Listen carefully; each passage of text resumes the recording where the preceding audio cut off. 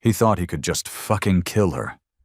Right there, in the piss-stinking silence of the underground parking garage, he thought his hands, soft from a lifetime of counting money, could squeeze the life from her throat. He was wrong. The sound that ripped through the concrete tomb wasn't the snap of her neck. It was the wet, sickening crack of his own nose exploding against his face, followed by the high-pitched shriek of a man who had never truly known pain until this very second. Her eyes weren't filled with fear. They weren't pleading for a goddamn thing. They were pits of black ice, cold and ancient, locking onto his as if he were nothing more than a minor annoyance, a piece of trash to be disposed of. In the next 59 seconds, a ballet of violence would unfold that would make every person in the Croft Innovations spire question the nature of the quiet woman who cleaned their toilets. What you are about to witness is not a story of a victim. It's the story of a goddamn reckoning. Welcome back to Chaos Theory. I live for your comments and your support. Before we dive into the bloody details of how we got here, do me a favor. Wreck that subscribe button, slam the like, and let me know in the comments what city you're watching from. You're part of the crew now, and you won't want to miss a single second of this absolute madness. Now, let's get back to the show. Julian Croft, at 45, was a monument to manufactured perfection. He leaned back in his Herman Miller chair, the Austin skyline glittering behind him like a pile of diamonds he felt he personally owned. His suit was a custom Tom Ford, his watch a Patek Philippe that cost more than a house, and his certainty that the universe revolved around him was absolute. He watched the quarterly earnings report flash across the holographic display in the center of the boardroom. "Revenues are up 22%, announced Eleanor Vance, the HR director, her voice carefully neutral. The other executives in the room, a collection of ambitious sycophants, murmured their approval. "However," Eleanor continued, her eyes briefly flicking toward Julian, "we're seeing a significant dip in morale scores from the facilities and maintenance staff." Julian's jaw, sculpted by diet and discipline, tightened almost imperceptibly. He knew exactly who this was about. "Some people," he began, his voice a low purr of condescension that could strip paint from a wall, "fail to appreciate the symbiotic nature of the corporate food chain. They see a paycheck as an invitation to have an opinion. It's a cancer." The air in the room grew thick with discomfort. Julian's father had been a wildcatter who struck oil, but Julian had transformed that dirty money into a clean, sterile tech empire. He saw Croft Innovations not as a company, but as a kingdom, and his majority shares were his divine right to rule. He wielded his power like a scalpel, dissecting the careers of anyone who failed to show the proper deference. "Perhaps if we listened to their specific grievances," Eleanor suggested, her bravery a small, flickering candle in the gale force of his ego. Julian's eyes, the pale blue of a winter sky, hardened. "The janitor who thinks she has a voice, that's not a grievance, Eleanor. That's a pest control problem." 38 floors below, Alani Reyes pushed her cleaning cart through the cavernous, white marble lobby. At 39, she moved with a quiet efficiency that was utterly invisible to the tech bros and marketing gurus who hurried past her. Her dark, almond-shaped eyes missed nothing. Her hair was pulled back in a tight, functional bun, and a faint, intricate tattoo of a coiled serpent peeked from the sleeve of her gray custodian's uniform. Most people saw a middle-aged cleaning lady, lost in the mundane rhythm of her work. They didn't see the way her eyes tracked reflections in the polished marble, the way her body was always perfectly balanced, ready to move in any direction. They didn't know that for 15 years, her job title had been Force Recon Marine. The lobby of the Croft Innovations spire was designed to scream money and power. Alani saw it differently. She saw the smudges on the glass entryway that needed wiping, the dust collecting in the corners of the massive abstract sculpture, the faint coffee stain near the elevator bank that everyone else ignored. More than that, she saw the angles. She saw how the reception desk could be used for cover. She saw the choke points at the main elevators. She saw how a discarded tablet or a heavy fire extinguisher could become a weapon in seconds. Old habits.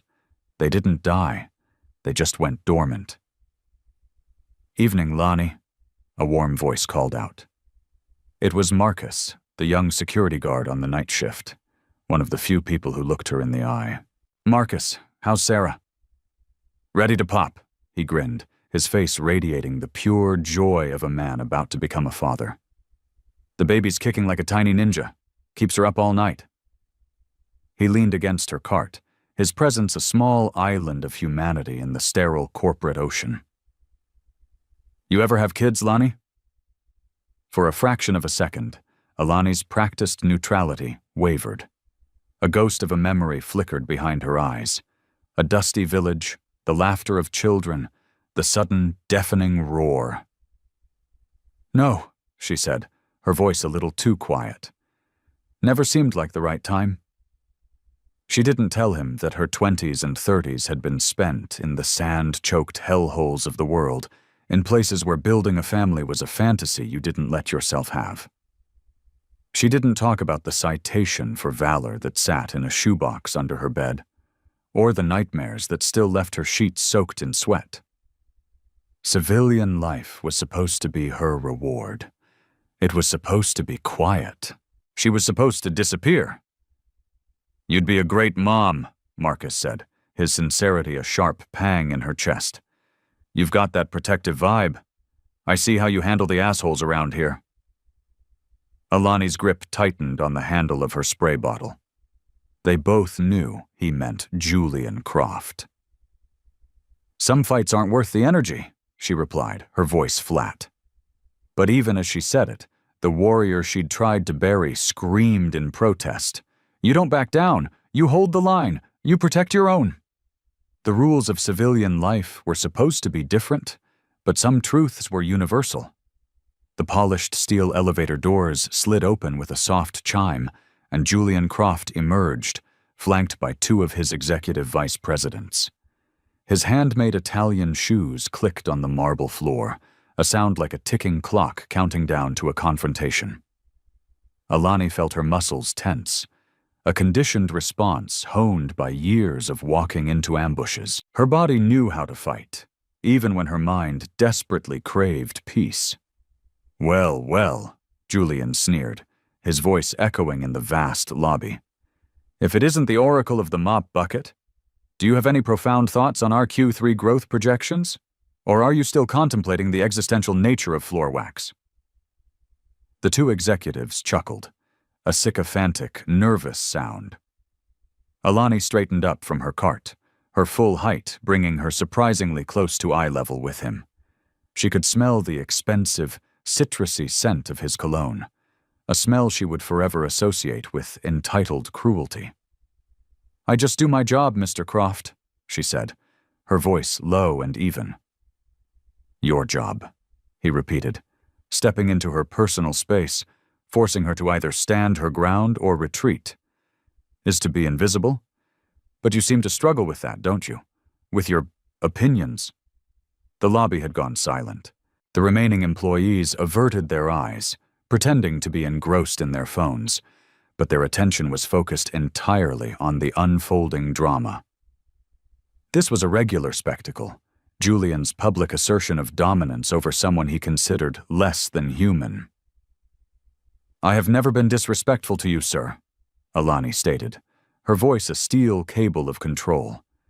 The rage was a hot coil in her gut, but she kept it locked down. Julian's smile was a razor blade. "Disrespect isn't about what you say, Alani. It's about knowing your place." The words struck her like a physical blow. She'd heard them her whole life, from a drill instructor who thought a woman couldn't handle the rigors of force recon, from a CO who doubted her ability to lead a team in a firefight, from people who saw the color of her skin before they saw the uniform she wore. but she had earned her place on every inch of this planet she had ever stood. She had paid for it in blood, sweat, and pieces of her soul. "My place," Alani said, and her voice was no longer the quiet janitor's, but the measured, unwavering tone of a staff sergeant who had given orders under fire, "is wherever I earn an honest living. My place is standing on my own 2 feet, just like everyone else in this lobby." The silence was now absolute. A flush of crimson crept up Julian's neck. He had expected her to cower, to apologize. He had not expected her to meet his aggression with a spine forged in fires he couldn't possibly imagine. Several onlookers were now staring openly, their expressions a mixture of shock and admiration. "You think you're clever," he hissed, his face inches from hers. "You think you can embarrass me in front of my own people with some bleeding heart speech?" Alani didn't move. She didn't even blink. Her training screamed at her that backing down now would only invite a more vicious attack later. "I think basic human decency isn't a speech. It's a requirement." Julian's pale eyes narrowed into slits of pure hatred.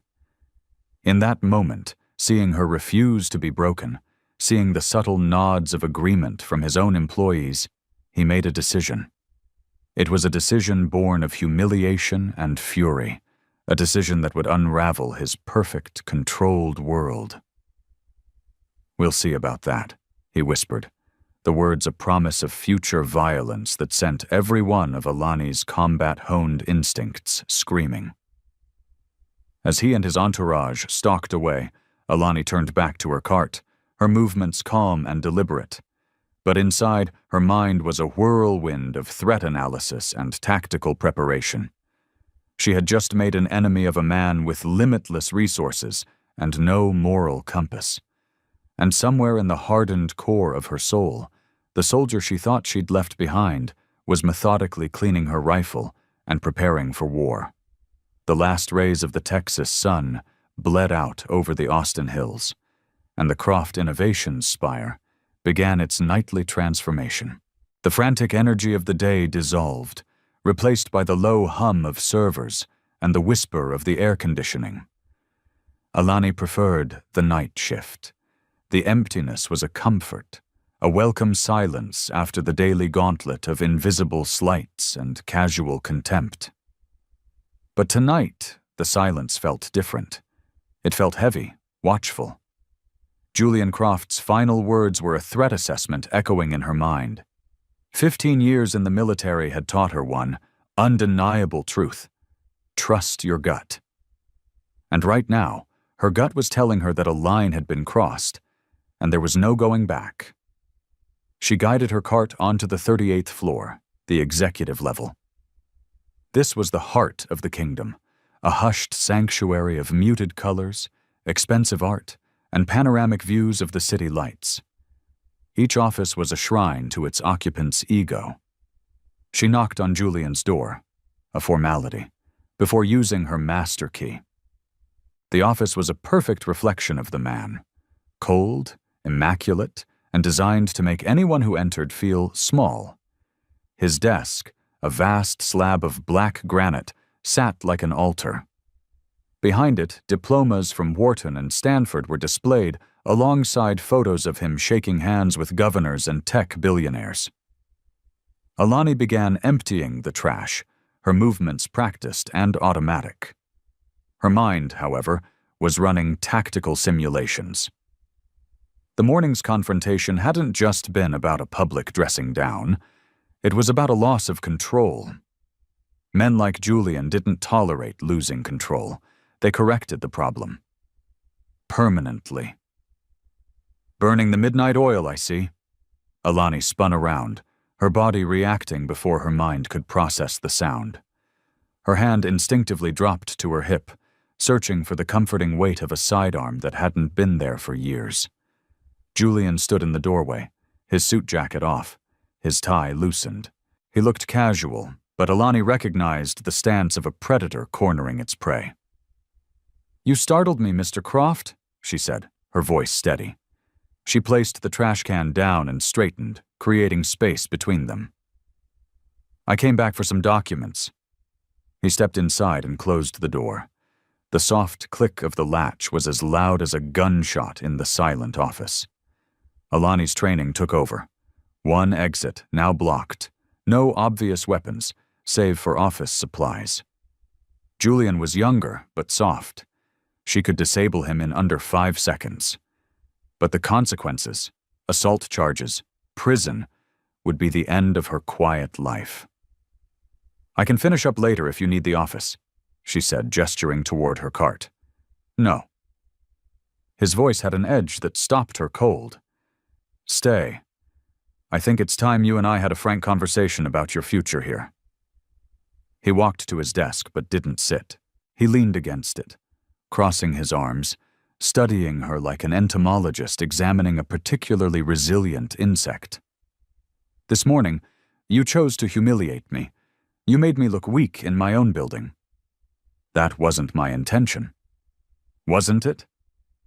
He pushed off the desk and began to circle her, a classic intimidation tactic.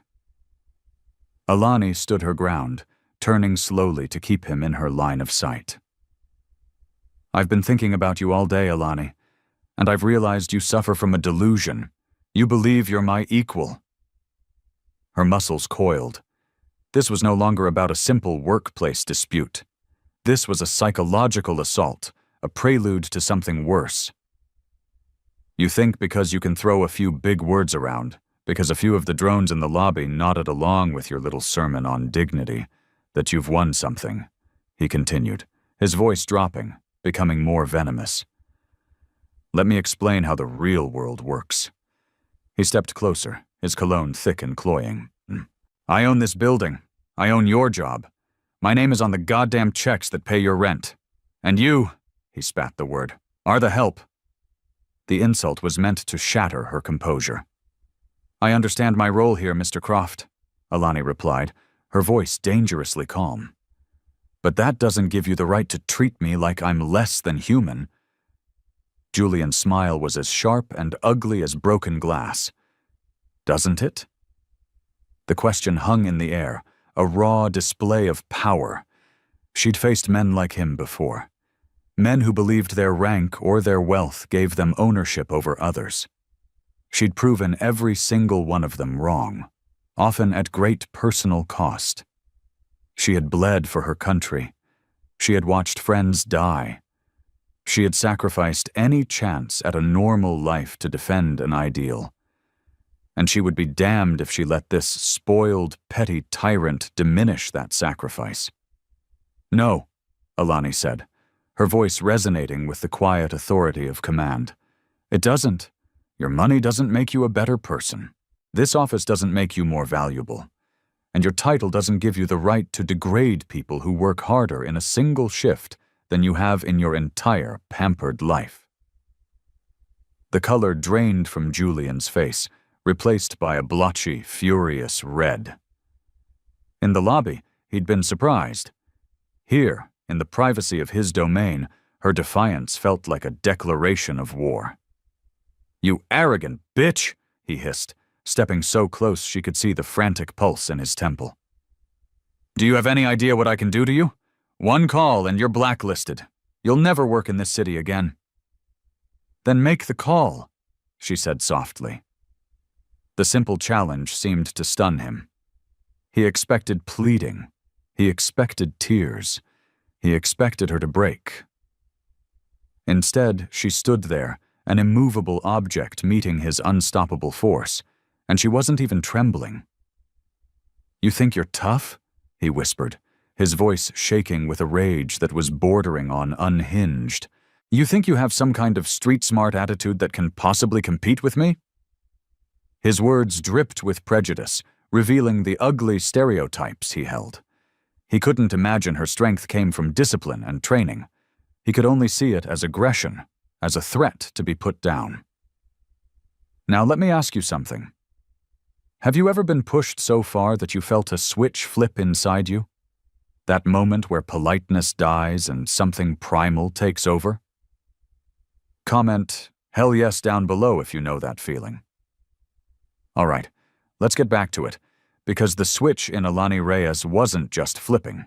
It was about to burn the whole damn building down. I think, Alani said, enunciating each word with precision, that I am a human being who deserves respect, the same as you, the same as everyone. Julian's control finally shattered. You're nothing, he screamed, his voice cracking. Spittle flew from his lips. You're a janitor, a ghost. You push a goddamn cart around my building and you think your opinion matters to anyone? You are invisible. The venom in his words was potent, a lifetime of unchecked privilege and cruelty distilled into a single tirade. He had never been truly challenged by someone he deemed inferior, and the experience was breaking him. I matter to me, Alani said, her quiet dignity a shield against his fury, and that's enough. Her unshakable calm was the final insult. He wanted her to scream, to cry, to beg. Her refusal was a negation of his power, and he couldn't bear it. We'll see how much you matter when I'm done with you, he snarled, the threat hanging raw and undisguised in the air. This had crossed a new line. This was no longer harassment. This was a direct promise of harm. Alani's mind catalogued the escalation: verbal abuse, intimidation, confinement, direct threats. She knew this path. It ended in violence. Are you threatening me, Mr. Croft? She asked, her voice cold. His smile was chilling. I'm making you a promise. You want to play games? You want to pretend you're more than what you are? Fine. Let's play. He strode to his desk, scribbled a number on a card, and threw it at her. It landed at her feet. That's my personal attorney. Tell him you'll be needing a retainer, because by this time tomorrow, your life as you know it is over. Alani looked at the card on the floor, then back at him. She didn't move to pick it up. What happens tomorrow? Tomorrow, he said, his voice a low growl. The help learns its place. The silence in the room was absolute. Alani stood motionless, her mind processing, calculating. In a combat zone, when an attack was imminent, you had three choices: fortify your position, retreat to a stronger one, or launch a preemptive strike. She was still weighing her options. I've never forgotten my place, Mr. Croft, she said finally, turning back toward her cart, dismissing him as if he were nothing. My place is standing up for what's right. It's refusing to let bullies like you win. She pushed her cart towards the door. Have a good night.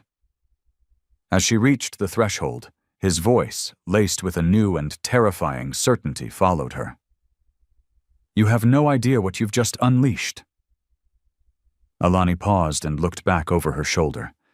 For one brief, unguarded moment, she let him see. She dropped the mask of the quiet janitor, and she let him see the soldier.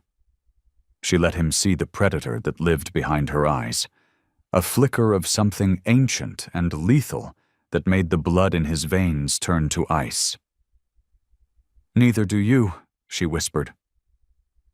The door clicked shut behind her, but the two words hung in the air like the scent of ozone after a lightning strike. Julian Croft stood alone in his opulent office, a sudden, unfamiliar chill seeping into his bones. It was fear, not of losing a legal battle, but of something far older and more final. The janitor, the nothing, the ghost, had just looked at him like he was the one already dead. Tomorrow, he would destroy her. He had to. And Alani Reyes, pushing her cart through the silent, empty halls, was already running through her pre-combat checklist. The war she had tried so desperately to leave behind had finally come home. And this time, the enemy was sleeping just a few floors above her. There was no going back.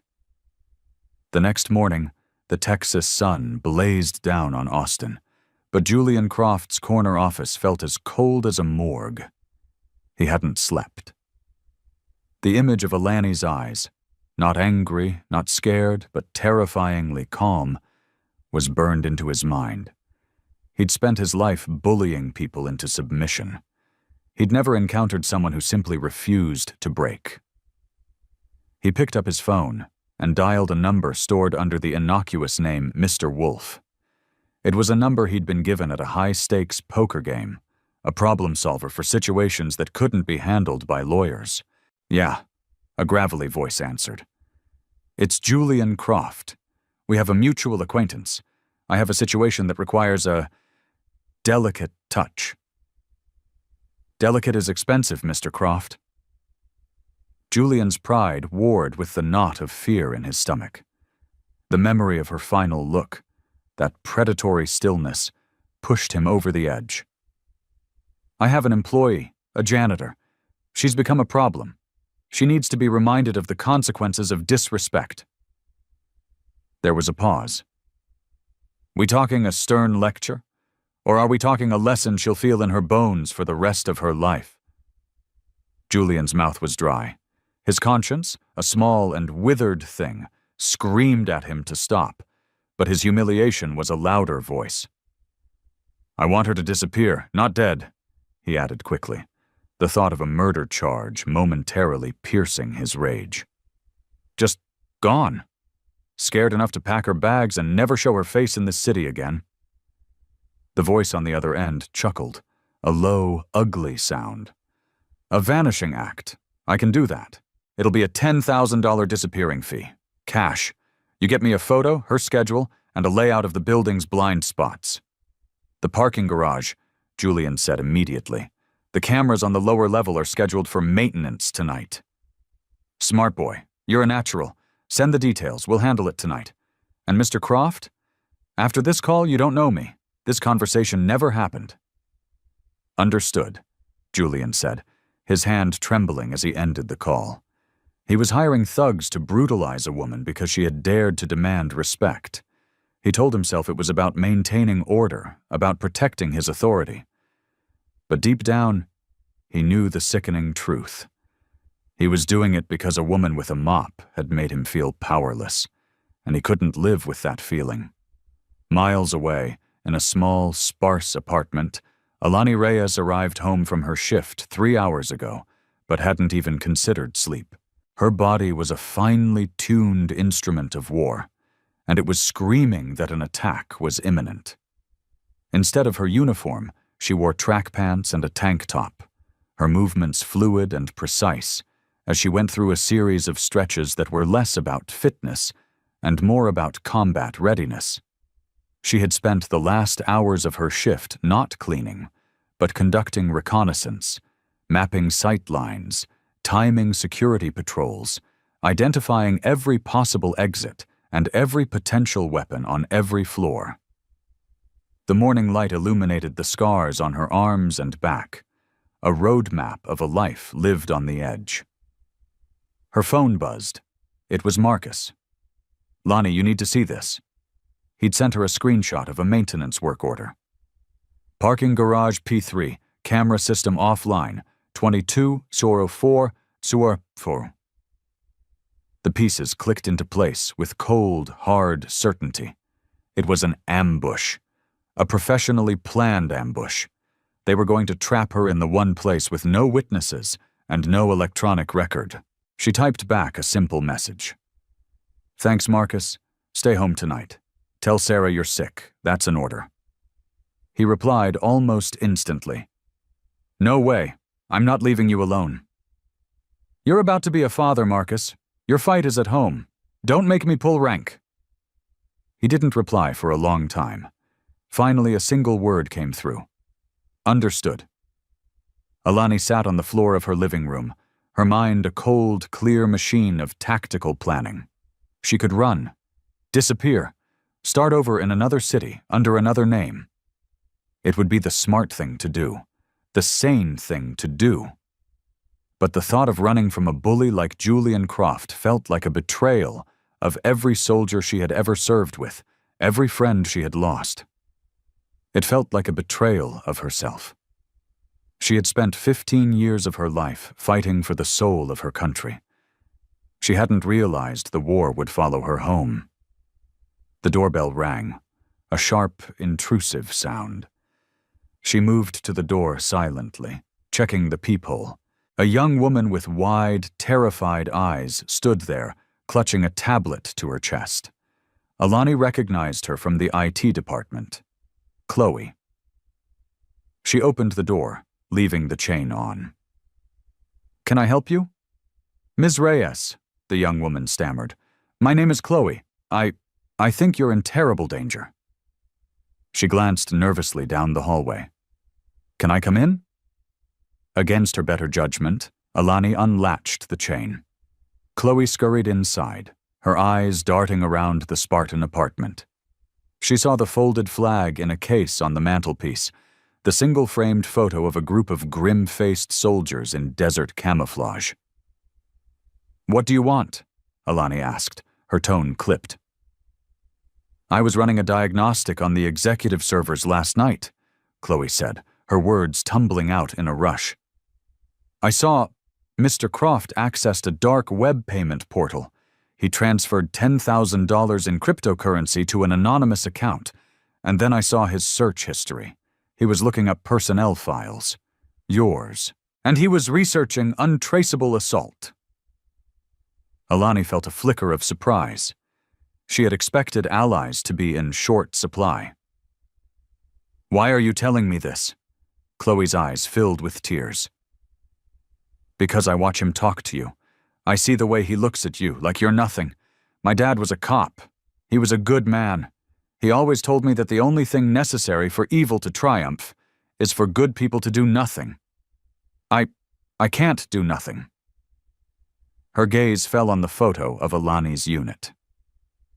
"Were you—" "Force Recon," Alani said quietly. "2 tours in Afghanistan, 1 in Iraq." Chloe stared at her, her expression shifting from fear to awe. "Oh my God. He has no idea. He thinks he's picking on a janitor. He's picking a fight with a goddamn warrior." "He's picking a fight he's going to lose," Alani said, a deadly certainty in her voice. "Now, Chloe, I need you to listen to me. You are going to delete any record of your visit here. You are going to go to work, do your job, and act like nothing is wrong. You do not get involved." "But I want to help." "You already have," Alani said, her voice softening slightly. "You brought me intelligence. That's the most valuable thing you can give a soldier. Now you need to get to safety." As Chloe left, a fierce determination hardening her tear-streaked face, Alani knew the time for planning was over. Julian Croft had made his move. Now it was her turn. She walked to the closet, reached to the very back, and pulled out a worn, heavy shoebox. Inside, nestled among medals she hadn't looked at in years, was her M9 Beretta. Her service pistol. She had hoped she would never have to hold it again. She had prayed for a life where its cold, heavy weight was just a memory. But Julian Croft had mistaken her desire for peace for an inability to wage war. He was about to receive the most brutal education of his life. The lesson was simple. You don't corner an animal that is far more dangerous than you are. You don't poke a sleeping wolf. And you never, ever pick a fight with a recon Marine. Because they don't know how to lose. The Croft Innovations Spire was a tomb of glass and steel. Midnight had come and gone. The city of Austin slept below, oblivious to the storm about to break on the 38th floor. Alani moved through the silent corridors, not with her cleaning cart, but with the silent, predatory grace of a hunter. She wore dark jeans, a black t-shirt, and running shoes. Her work vest was gone. The M9 was tucked into a concealed holster at the small of her back, a cold, familiar weight. The building was supposed to be empty, but she wasn't alone. Her cheap burner phone vibrated. A text from an unknown number. "We're here. We have your back. The ghosts." Alani paused, a flicker of confusion crossing her face. Another text came through. It is watching. Security is with you. HR is ready. You are not alone. It was Chloe. The brave, terrified girl from IT hadn't just gone home. She had rallied the troops. The invisible people, the maintenance staff, the night guards, the administrative assistants. The people Julian Croft considered less than human had chosen a side. They had become her unit. A profound, unexpected wave of emotion washed over her. For the first time since she'd taken off the uniform, she wasn't fighting alone. Down in the P3 parking garage, a windowless van was parked in the shadows. 6 men, hard-faced and carrying the casual brutality of their profession, checked their weapons under the dim light. Their leader, a man known only as Mr. Wolf, looked at the photo Julian had sent. "All right," he said, his voice a low growl. "The target is Alani Reyes, 39, 5'8", 140 pounds. The client wants her terrified and broken. No killing. He was very clear. We make it look like a robbery gone wrong. We go in fast, we break her, and we're gone before anyone knows what happened. The cameras are down. Security is a fat kid who watches movies all night. This is a milk run." His lieutenant, a wiry man with a knife scar that bisected his eyebrow, spat on the concrete floor. "What if she screams?" Mr. Wolf laughed, a humorless, ugly sound. "Let her scream. Nobody can hear her down here." They moved out, spreading through the garage with practiced efficiency. They were professionals. But their intelligence was fatally flawed. They thought they were hunting a sheep. They were about to discover they had walked into a wolf's den. Alani stood at the elevator bank on the ground floor, watching the indicator light. P3. A single elevator was rising. She took a deep breath, the air tasting of ozone and imminent violence. This was it, the point of no return. Her phone vibrated one last time. It was a message from Marcus. "Godspeed, Staff Sergeant." The elevator doors chimed open. She stepped inside, not as a janitor, but as a warrior answering the call to battle. As the doors closed, she keyed the button for P3. The descent was slow, quiet. It was the longest 30 seconds of her life. She closed her eyes, and for a moment she wasn't in an elevator in Austin. She was in a Black Hawk helicopter descending into a hot LZ in the Korengal Valley. The faces of her fallen comrades flashed in her mind. Jenkins, Martinez, Riley, men who had died by her side, men she had fought to protect. A promise she had made to their memory echoed in her soul. "I will never run. I will never surrender. I will hold the line." The elevator chimed, and the doors slid open to reveal the dimly lit concrete expanse of the parking garage. 6 men were waiting for her. They were spread out, blocking her exit, their shapes silhouetted against the harsh fluorescent lights. "Alani Reyes?" Mr. Wolf asked, stepping forward, a tire iron held loosely in his hand. His smile was predatory. "You've got something a friend of ours wants back. It's called respect. We're here to collect." Alani stepped out of the elevator, letting the doors close behind her. She didn't reach for her weapon. She simply stood there, her hands loose at her sides, and looked at each of them, her eyes taking in their positions, their weapons, their stances. Her gaze lingered on Mr. Wolf. "You've made a mistake," she said, her voice quiet but carrying an authority that made the hairs on the back of his neck stand up. His smile faltered. There was no fear in her eyes, no panic. There was nothing but an unnerving, absolute calm. "The only mistake," he snarled, trying to reclaim control, "was you thinking you could defy your betters? Boys, teach her the lesson." As they moved to encircle her, a series of things happened at once. The emergency lights in the garage flared to blinding intensity. The fire alarms began to shriek, a deafening, disorienting wall of sound. And every security shutter in the garage slammed down with the force of a guillotine, sealing them all inside the concrete box. From the garage's PA system, a voice, young but full of steel, echoed through the space. "This is Croft Innovations IT. Your actions are being recorded. Austin PD has been dispatched and are on site. Surrender now." "What the fuck?" the lieutenant screamed, spinning around. This wasn't in the plan. "It's a trap," Mr. Wolf roared. "Forget the plan. Take her down. Now!" But Alani was already in motion. The first man who lunged at her was met not with a janitor, but with a whirlwind of disciplined violence. Her elbow struck his temple with the force of a hammer, dropping him before he could even raise his hands. The second man swung the tire iron, a wild, panicked arc. She moved under the swing, her hand grabbing his wrist, twisting it until the bone snapped with a sickening crack. He screamed as she drove her knee into his sternum, collapsing his lung. The remaining 4 men stared in stunned horror. This wasn't a woman. This was a machine. "She's military!"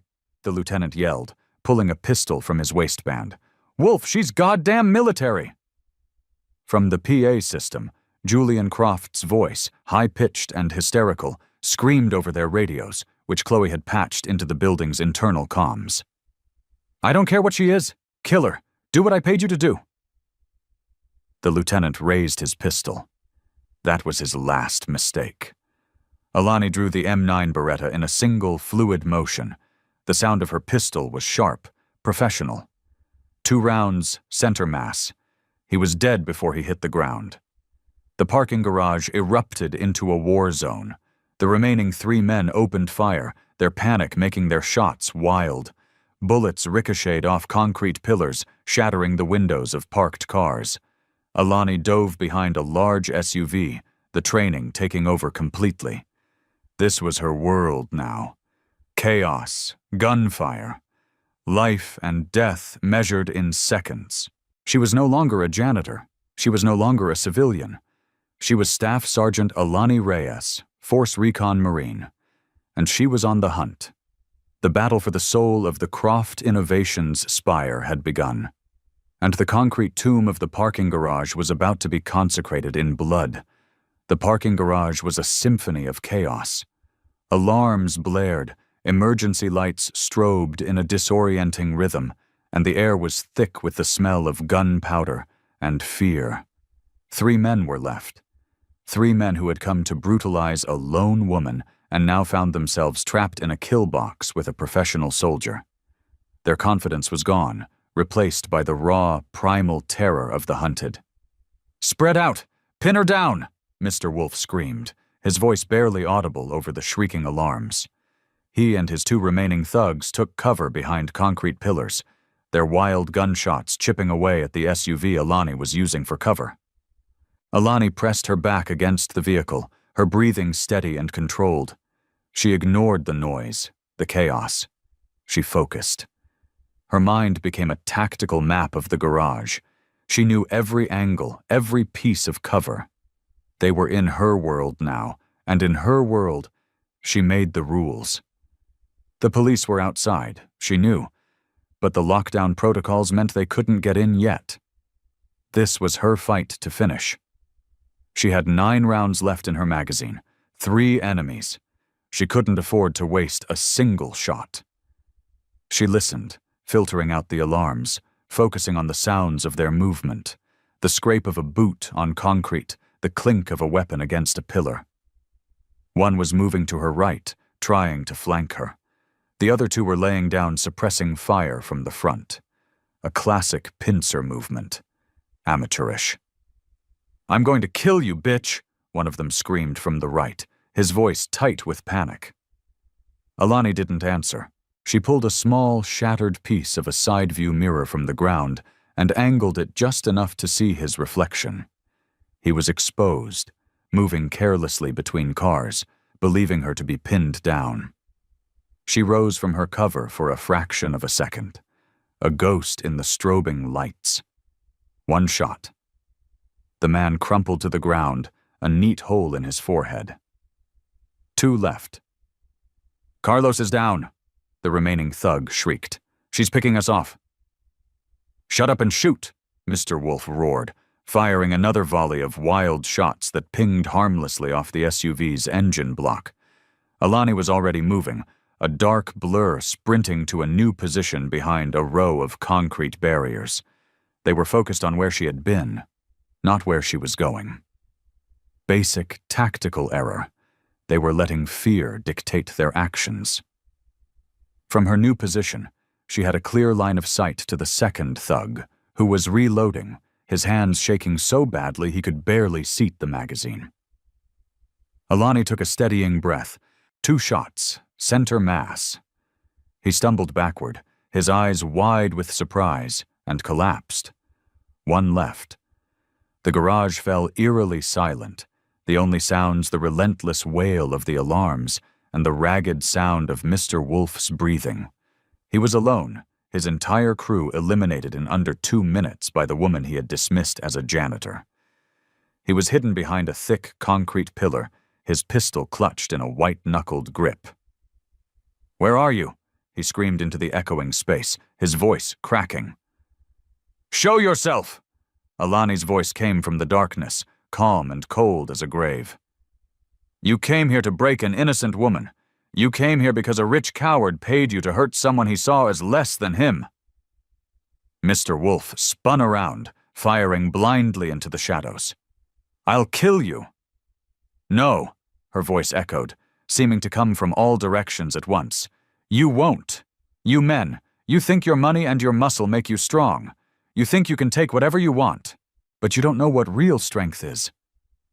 Her voice was closer now, just behind him. He spun around, his eyes wide with terror. She was standing there, 10 feet away, her pistol aimed steadily at his heart. "Real strength," she said, her voice dropping to a whisper, "is standing back up every single time you get knocked down. It's protecting those who can't protect themselves. It's looking evil in the eye and refusing to fucking blink." He raised his pistol, a last desperate act of defiance. The final gunshot was almost an anticlimax. He fell, the last ghost in the haunted garage. It was over. Alani stood in the silence, the bodies of her attackers scattered around her. The adrenaline began to fade, replaced by a profound, bone-deep weariness. The lockdown ended. The shutters retracted with a loud groan, and the garage was flooded with police officers, their weapons drawn, their faces grim. Detective Miller, a veteran homicide cop with seen-it-all eyes, was the first to approach her. "Ma'am," he said cautiously, "are you Alani Reyes?" "I am," she said, her voice hoarse. She carefully placed her weapon on the ground and raised her hands. "Can you tell me what happened here?" he asked, his eyes taking in the carnage. "They tried to kill me," she said simply. "I didn't let them." Just then, a disheveled and frantic Julian Croft burst through the police line, his lawyers trailing behind him. "What happened? I demand to know what happened in my building." He saw the body bags, and then he saw Alani, alive, standing there. A look of pure, unadulterated hatred contorted his face, a look that Detective Miller did not miss. "Sir, you need to stay back," Miller said. "That woman!" Julian shrieked, pointing a trembling finger at Alani. "She's a psycho. She killed these men. Arrest her." "Actually, Detective," a new voice said. Chloe stepped forward, holding a tablet. Eleanor Vance, the HR director, and Marcus were right behind her. "We have something you need to see." On the screen, crystal-clear audio and video played. Julian's phone call with Mr. Wolf. His instructions to break her. The footage from the garage showing the 6 men ambushing Alani, the entire firefight. It was all there, an undeniable digital record of his crime. Julian's face went slack, the color draining from it. He stared at the screen, then at the faces of the employees he had considered invisible, the ones who had just dismantled his entire world. "Mr. Croft," Detective Miller said, pulling out a pair of handcuffs, "you have the right to remain silent." As they led him away, a sputtering, defeated man, Alani looked at Chloe, Marcus, and Eleanor. They hadn't just saved her. They had stood with her. They were her unit. 3 months later, Alani stood not in a janitor's uniform, but in a sharp business suit, cutting the ribbon on a new downtown building. It wasn't a corporate high-rise, it was the Hold the Line Foundation, a non-profit she had started with the substantial settlement she'd won from Croft Innovations. The foundation's mission was twofold: to provide legal and financial support to victims of workplace harassment, and to offer transition and mental health services for veterans struggling to adapt to civilian life. Julian Croft was sentenced to 20 years for conspiracy to commit murder. His company was broken up and restructured. His name became a cautionary tale among the Austin elite. Alani's story went viral, a symbol of defiance against corporate corruption and abuse. But she wasn't interested in being a symbol. She was interested in the work. Her new office overlooked a park, and on the wall behind her desk was a single framed photograph. Her old Force Recon unit, smiling in the desert sun. A young veteran sat across from her, his eyes haunted. I don't know how to be me without the uniform," he said quietly. Alani leaned forward, her eyes full of a hard-won peace. "The uniform doesn't make you a warrior," she said, her voice full of a quiet strength that could now heal instead of harm. "It just reveals the one that was already there. Your war at home is just beginning. But the good news is, you don't have to fight it alone." She had found her peace, not by running from the fight, but by changing its terms. She was still holding the line, not with a rifle in some foreign desert, but with a helping hand in the heart of the country she had sworn to protect. The fight was different, but the mission was the same: to leave the world a better place than she found it. And for the first time in a long time, Staff Sergeant Alani Reyes felt like she was home. And that, my friends, is what happens when a wolf is forced to live among sheep. What do you think is the most important lesson from Lani's story? Let me know your thoughts in the comments. Your support is what fuels these stories, and every comment, every like, every subscription, it matters. And if you think that was intense, you have no idea what's waiting for you in the next video. It's a story of betrayal so deep, it will shake you to your core. Click on the screen right now, and let's keep this journey going. You don't want to miss it. Trust me,